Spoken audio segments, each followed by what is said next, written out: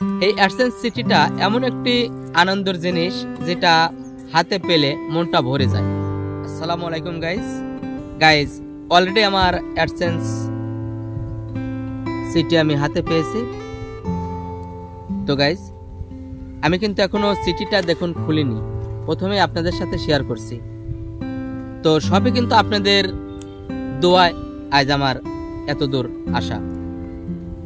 তো যারা নতুন ইউটিউবে কাজ করছেন, যারা আমার ভিডিওটা নতুন দেখছেন, বা যারা এখনো এই সিটির জন্য আবেদন করেননি, আজকের ভিডিওটা তাদের জন্য কিন্তু অনেক গুরুত্বপূর্ণ।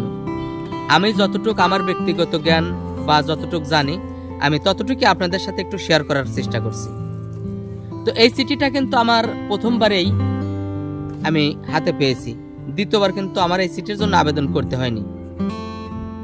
তো যারা অতি দ্রুত এবং প্রথমবার সিটিটা হাতে পেতে চান, তাদের অবশ্যই একটি জিনিস মনে রাখতে হবে। জিনিসটা হলো, যখন আপনারা এই আবেদন করবেন তখন অবশ্যই আপনাদের নাম ঠিকানা কোনো মতেই ভুল করবেন না।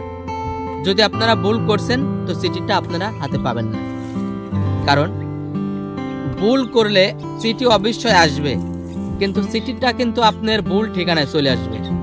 এর কারণে আপনাকে ঘুরতে হবে। আপনি হয়তো ভাবতে পারেন কি কারণে আসছে না, এত দেরি হচ্ছে কেন। আসলেও কিন্তু আপনার ভুলের কারণেই দেরি হচ্ছে।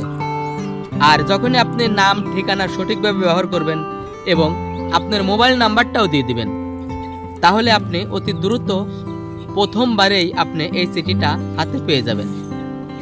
আর এই চিঠিটা এমন একটি জিনিস যেটা না হলে আপনি আপনার অ্যাডসেন্স ভেরিফাই করতে পারবেন না। অ্যাডসেন্স ভেরিফাই করার জন্য আপনার গুরুত্বপূর্ণ একটি জিনিস।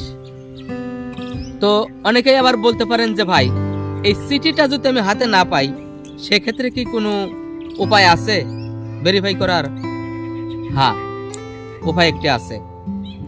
যদি যারা এই চিঠিটা হাতে পাবেন না, বা একে 3বার আবেদন করেছেন তারপরেও চিঠিটা হাতে পাননি, তাদের জন্য যদি আপনাদের ড্রাইভিং লাইসেন্স থাকে অথবা পাসপোর্ট থাকে, আপনারা সেটা দিয়েও ভেরিফাই করতে পারবেন। আর যারা চিঠি পেয়েছেন তাদের তো আর কোনো সমস্যাই নেই। তো বন্ধুরা, এই অ্যাডসেন্স চিঠিটা কিন্তু যখন প্রথম কারো হাতে আসে, পৌঁছে, তখন কিন্তু সবারই মনে একটা আনন্দ হয়, আনন্দ জাগে। এই অ্যাডসেন্স চিঠিটা এমন একটি আনন্দের জিনিস যেটা হাতে পেলে মনটা ভরে যায়।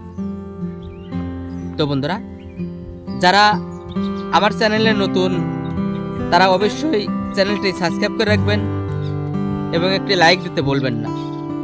আমি সব সময় আমার ব্যক্তিগত জ্ঞান বা আমার ধারণা থেকে আমি যতটুকু জানি আপনাদেরকে বোঝানোর চেষ্টা করব, জানানোর চেষ্টা করব।